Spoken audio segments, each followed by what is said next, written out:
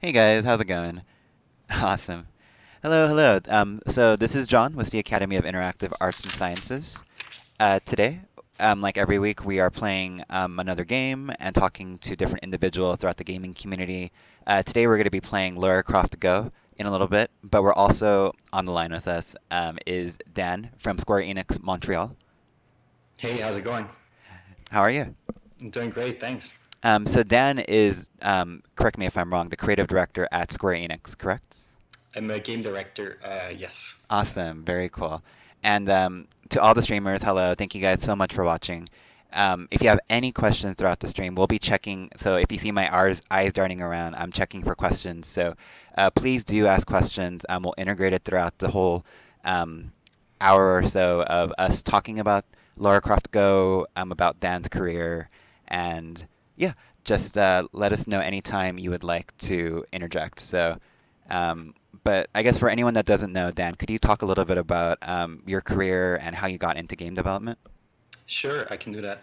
So, as you said, I'm a game director with Square Enix Montreal, and I made two games in that kind of role so far. I made Hitman Go and now Lara Croft Go that obviously just came out 2 days ago.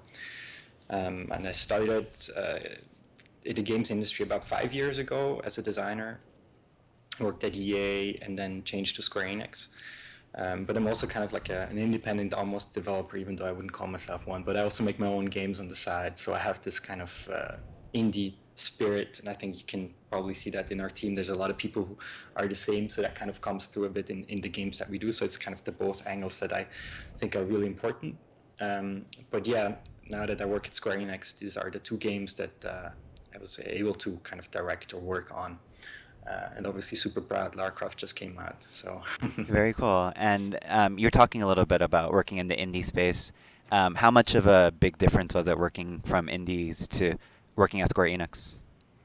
So I'm not a representative at all because I work exclusively alone when I make my own games, and it's really like just for fun almost. So I don't depend on it. I guess I don't have to pay my bills with it, so I can't really speak for many people. Um, but I think the interesting thing to me is that the kind of games that we do at Square Enix and the kind of games that I do myself, I kind of see a lot of overlap in the way that we develop, which is very agile and it's small teams and it's just a lot of fun. So that's it's kind of bringing the two things together that we're trying to do at Square Enix Montreal, and we're super happy about it.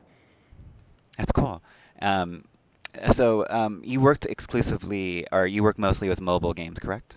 Yes, that's true. Could you talk a little bit about some of the, I guess, the difficulties and some of the benefits of working in just mobile development for games? Sure. I mean, it's the interesting thing with mobile is that it changes so much. I think over the years, when you look back when I started about 5 years ago, it was just the very few first generations of iPhones and everything was premium, and then free to play happened, and now we're kind of in this space where there's these huge free to play games, but not much else. It's kind of a stabilized market to some extent. So there's a lot of trends and things happening. So I think that's you have to react to that and you have to look at it. And I think that makes it a very interesting space just from the market. Hmm. But as far as development goes, what I really like about it is that it's so much more immediate. Like everybody has a smartphone these days, almost. Just in the kind of obviously not everybody. That's kind of rude to say, but a lot of people have smartphones, and it's something that sounds stupid, but I find it always very fascinating. That, for example, my parents who are not gamers but they have telephones, they can potentially play the games that we make. So we have much more reach with these games, and that's something I really appreciate, and I think also helps the medium of games to kind of go further than just being in the living room or being at a designated space or in the arcade or so ever. So I think that's such a cool thing about mobile games, and I think it's also something that really uh, keeps me that I keep making mobile games in general. And then Oh, obviously the kind of the project scale and the scope. Not all of the games, obviously there's huge games also on mobile, but I think on mobile you can also make small games and be successful with it, and that's something I really like. I'm not a AAA kind of developer, so I really appreciate being in small teams and more shorter development cycles. So for me that's kind of like a perfect match between uh, the scope of projects and also kind of what you do with it. mm. And I guess that translates over kind of to the Go series, right? For both Hitman Go and Lara Croft Go. It's very unique properties that, you take an established property and make it into this very unique mobile game. Hmm. I'm curious, how did you come up with the Hitman Go series? Like, how did that whole process come about? So we were actually the Square Enix Montreal studio was a AAA studio. We worked on a AAA game. So I did a little bit of AAA development actually. Mhm. We did worked on a AAA game, but then after about a year or so, we changed focus and kind of were rebranded as a mobile studio since there was no kind of exclusive mobile game studio within the group of Square Enix, Mhm. and so we became that essentially. And since Hitman was a Square Enix IP, and we'd also worked on a Hitman kind of IP before, we looked into that. This was kind of a natural fit for us to make a mobile game, but with a property that we knew, and that we also had people who are brand owners almost, who had worked on previous Hitman games, so had a lot of knowledge about these games. And so it was almost this very weird mandate of just as simple and as abstract actually to say just let's try and make a mobile Hitman game. Hmm. And from there was pretty much free form, so we had the chance to kind of come up with ideas ourselves, and I was a designer at the time. I pitched this idea of making this turn-based top-down variant of Hitman, which is this kind of simplification, almost this distillation, as we like to call it, of Hitman. Hmm. And started with a pitch. People liked it, and then we kind of presented it to the company, and what was it, between 6 months and a year later, it came out. I don't know, remember exactly the duration, but it was pretty straightforward actually. So that was the start. That's cool. And I guess from the success of that, were you given more leverage to take other properties and create this kind of Ghost line of series out of the games? Yeah, I mean, obviously, when you make during the development of Hitman Go, we were super unsure. I mean, we knew we had a cool game, but we were unsure about how people would react to it. It is still is pretty extremely different from the AAA experience, and so we kind of wanted to look at what people would say, and I was super happy to see how people reacted and how much they loved the game. And so then you start thinking about how you can improve that and how you can take it further. And since the first game was already based off a Square IP, of a big IP, and we kind of proved that we could translate these big franchises into bite-sized mobile games, Hmm.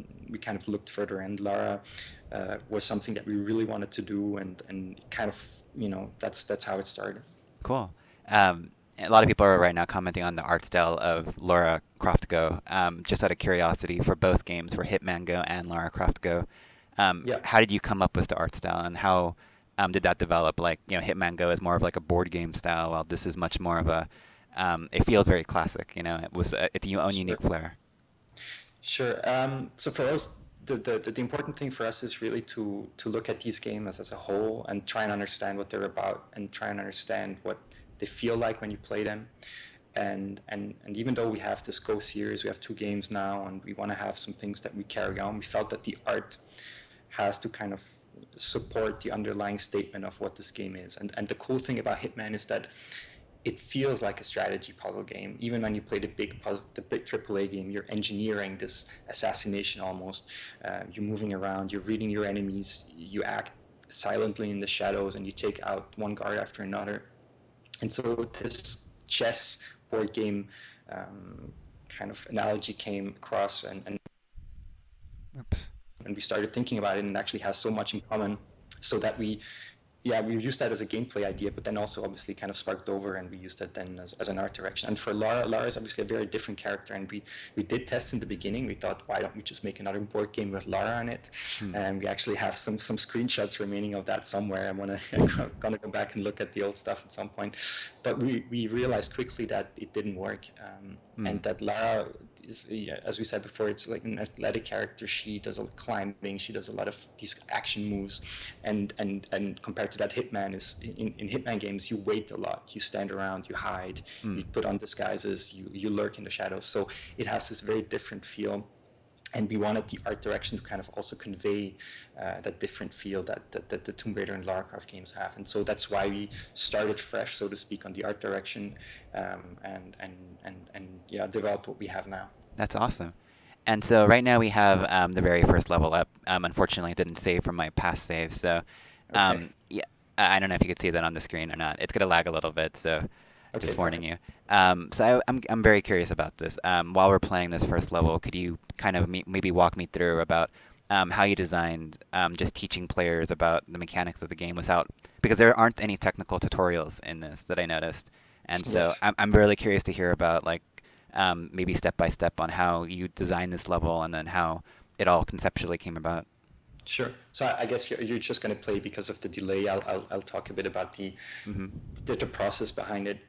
But it's an interesting thing that you actually talk about the fact there is no tutorials, no text, no pop-ups whatsoever. Something that we started off with Hitman Go, and was also something that we wanted to carry over from the Hitman game, which has this kind of this discovery in it, where we throw you into the system in this world that is different from the Tomb Raider games that you've played before, in the Lara Croft games. Mm. But then we kind of introduce it piece by piece in a way where it's not overwhelming, and then we kind of add complexity throughout the game. That's the core kind of idea behind the way we develop the puzzles. Mm. And so obviously, as you can see in the first, as you just saw in the first level, there's just this straight line. All you do is you progress through it. And so on our kind of design spreadsheet somewhere, it must say this is teaching you how to move, or it also teaches you that you can climb.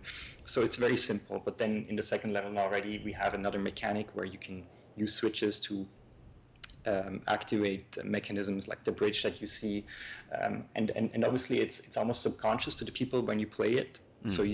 you're not realizing, oh, I'm being introduced to one mechanic at a time, but it is really this idea behind it that we give you one piece at a time, and then we start combining it and start making more interesting puzzles as you go on in the game. And we did a lot of play testing, a lot of iteration on this, and just to make sure that people understand what's going on and kind of finding the right balance between difficulty and also making sure that people get it.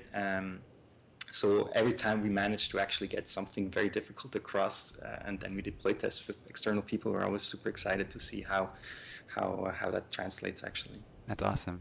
And I noticed with the animation, this might be just a random feature I saw that, Laura has this different movesets depending on the way you swipe, I guess, or depending on the direction she's going. Is that correct? Yeah, Yeah. yeah. There's that's the whole thing.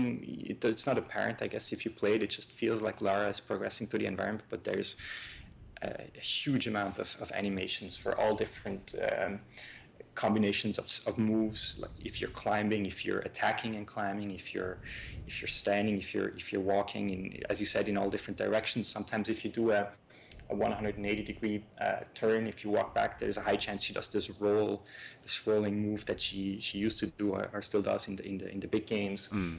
So it's really bringing that Tomb Raider kind of idea and animation into this game, even though it's obviously a very different gameplay. That's the idea behind it. That's awesome.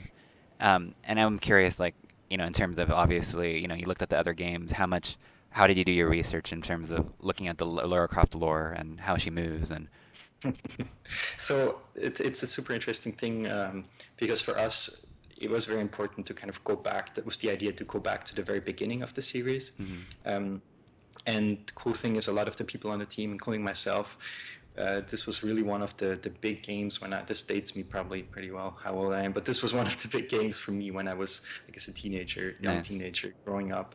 And so you have this almost, romantic kind of, or the sentimental kind of vibe to it, where you remember it in a way, but you obviously haven't played it in a long time. And then going back and looking at it after all these years is interesting, because some things you remember differently, but some things also are exactly the way you thought they were.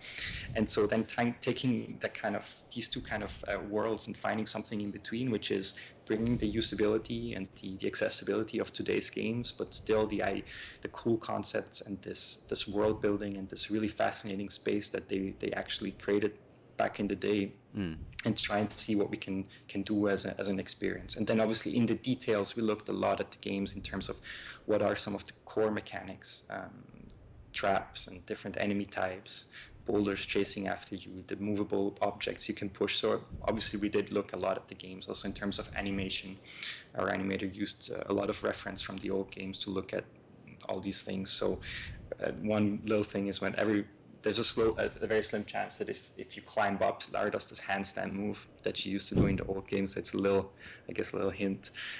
So yeah, we look closely at the other games. Very cool. Just out of curiosity, how big is the team working on the Go series so far? So for Lara Croft, it was obviously not constant because depending on phase, it was more or less people. But I'd say at the top period, where in production, maybe 15 people, Mm, that's awesome. roughly. Um, Yeah. it's very interesting too. Right now, this might be lagging a little bit on the stream, but I'm at, where you first hit your first enemy, in the Yes. game. And the first time I came across it, I tried tapping on it and I tried like to, do things that I intuitively thought was the way to attack an enemy in like Yes. these games. And, swiping at it, is obviously the way you kill enemies in this game after I Mhm. learned. Um, how did you figure to integrate enemies into the game? I mean, they're obviously puzzle elements more than normal bad guys in action games, correct? Yeah. Hmm. So the enemies are actually something that we pretty much kept in terms of mechanics from Hitman Go because Hitman obviously has a lot of enemies. You're surrounded by bad guys, so to speak. You're kind Hmm. of one against many, and so the bread and butter mechanics are actually from Hitman Go was taking out these different guard types. There was stationary guards and moving guards, patrolling guards, different armed guards, and so on. Um, and we wanted to keep that because it has such kind of potential for puzzle mechanics to make these setups, as you can see with the snakes. Hmm. The second puzzle with the snakes, where it's this big grid with all these snakes looking at each other, so you have to figure out which one to take out first and then to progress. And so we felt that was a cool mechanic, and we wanted it to bring to this game. So obviously, in that sense, we wanted to look at what kind of treatment work with the franchise and with the game that we were building, and I guess these kind of wild animals and creatures was something that we felt was a good fit. Hmm. Um, I'm just recollecting this. I might be recollecting it incorrectly, but in the first game in Hitman Go, were there like a par and above par kind of gameplay mechanic? Yes, we had a different system for that. Hmm. In Hitman Go, we went for yeah, I guess the 3-star system that many mobile games also use, or I guess games in general use. So Hmm. every level could be replayed with 3 different challenges, so to speak. So one of them was the par, like you say, to finish the level in under a certain amount of moves, or Hmm.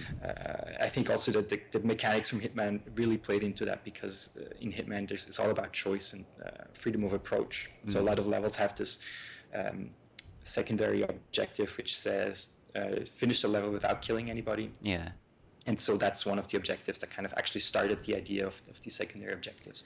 But for this game, we decided to go with a different approach because, again, I guess our core idea behind all of these, behind the two games, is to look at what the big games are and what's the genre they're in. And I guess Lara Croft, an adventure game, an exploration game, you find stuff, you're trying to find treasures.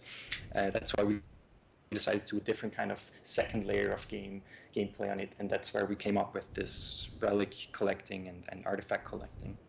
Awesome. Um, Out of curiosity too, what was maybe the hardest thing to implement into this game compared to Hitman Go? The hardest thing, Or a I think, challenge, I again, guess, yeah. I think, again, like this whole process of distilling, that sounds super intellectual, but it's actually not.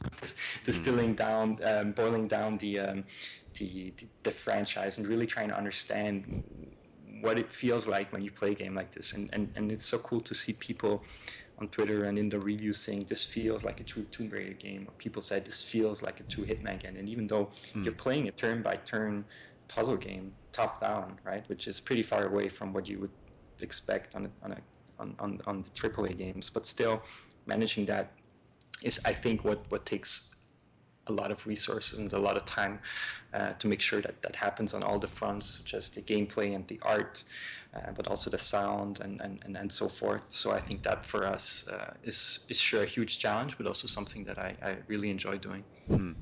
Um, I'm just right now trying to get to this part where, oh, there we go.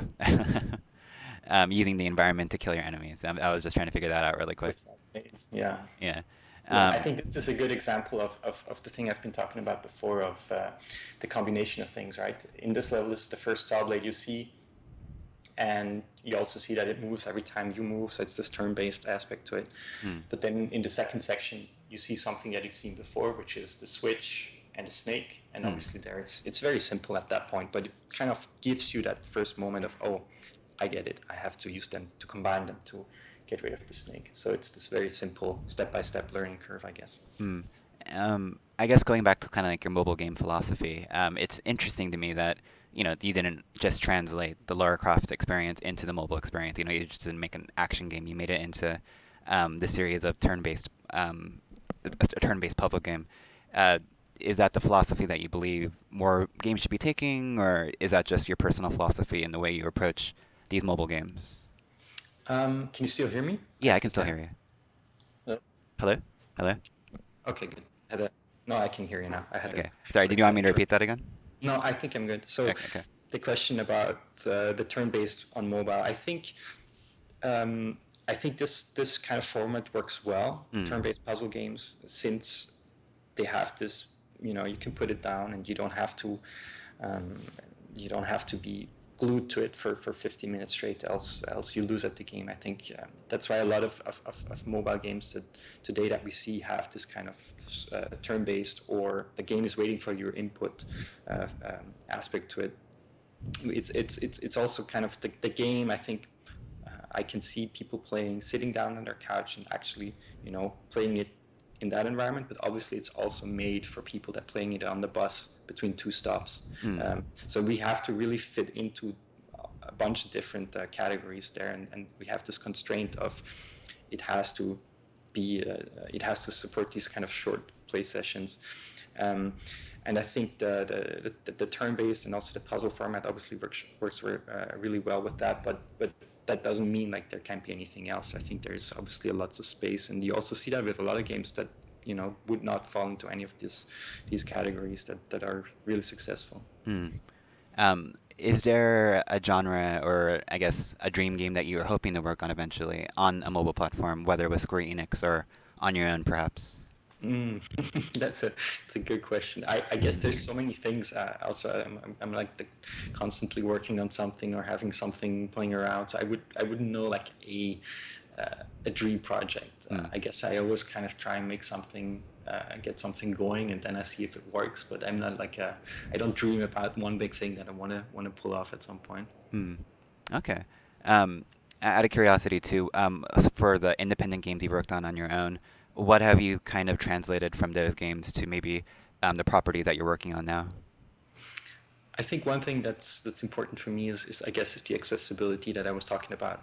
Um, that's the tutorials, the lack of tutorials, and the just simple controls, the fact that it's turn based in that respect, a smooth difficulty curve, just something that I think a lot of games are very referential. So in a sense that you have to have played certain other games in order to be able to enjoy it or to understand it.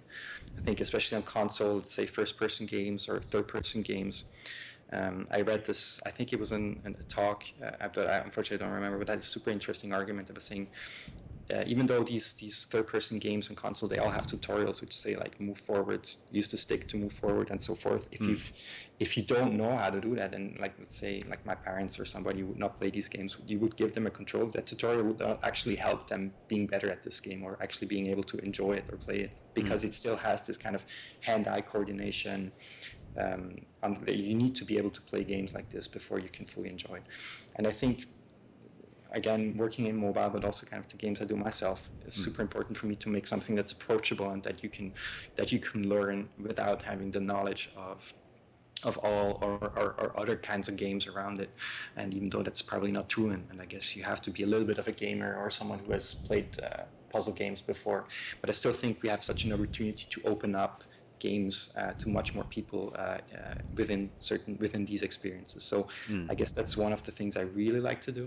Not to say that there isn't. I mean, there's great games who don't do that, but I think the games that I've been working on so far, I always enjoy doing that. That's awesome. Uh, Do you have your parents or anyone in your family be playtesters to help out that process? No, obviously not for these games because that's working with Square Enix.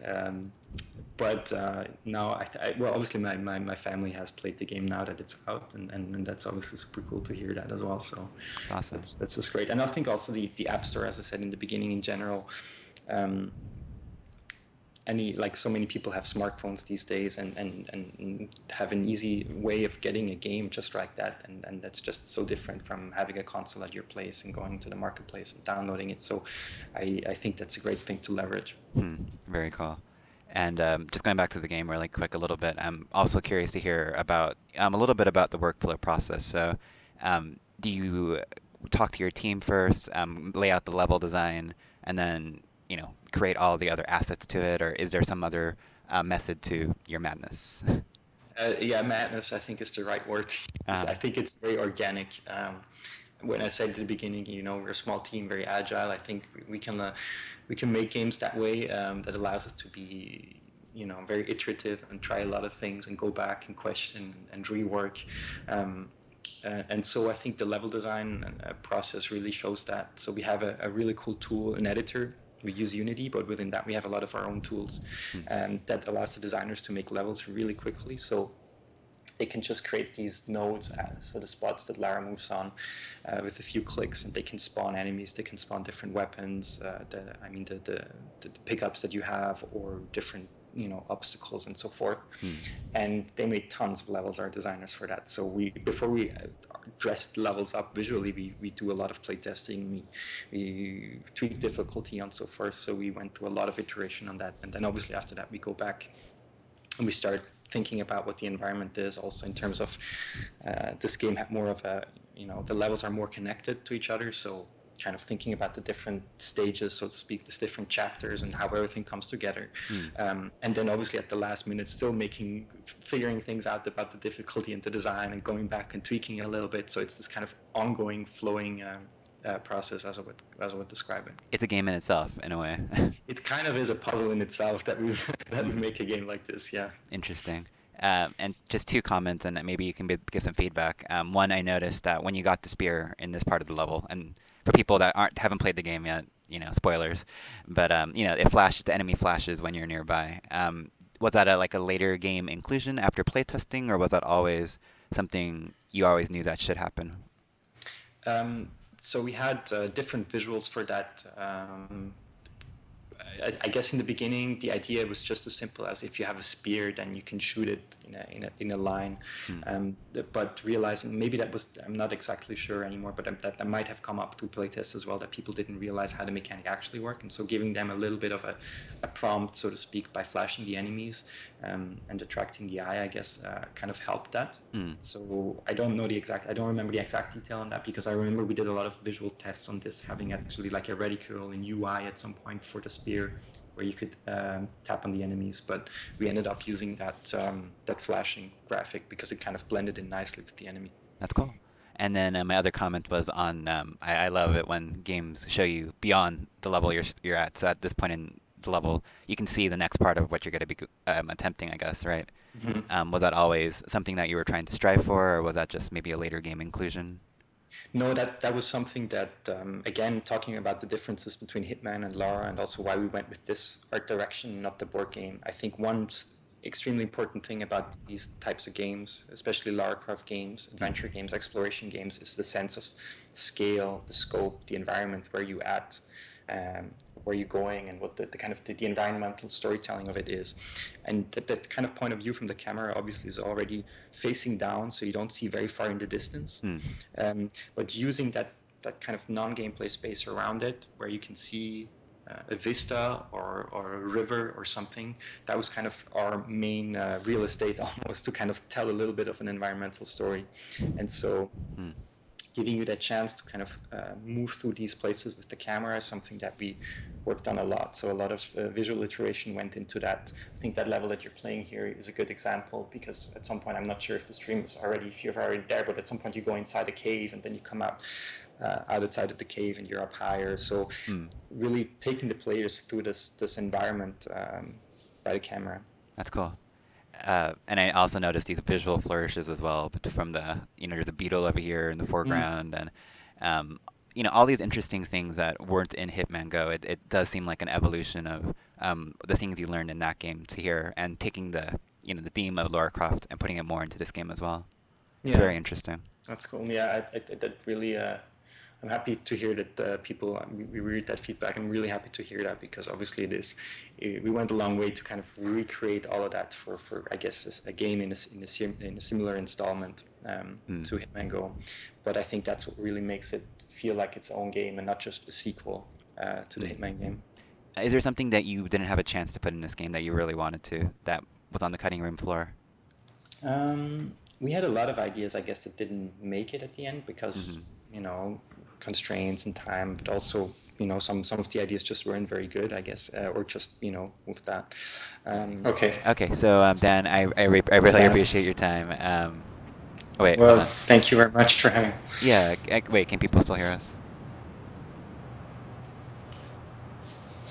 Yeah, I don't, but I don't.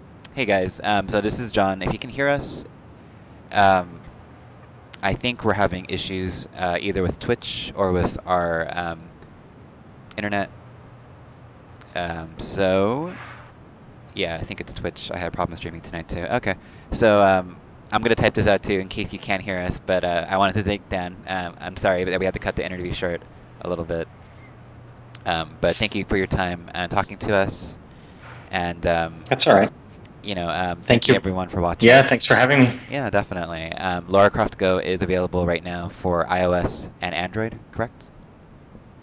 And Windows Phone And and Windows 8 point something and upwards. I have to check.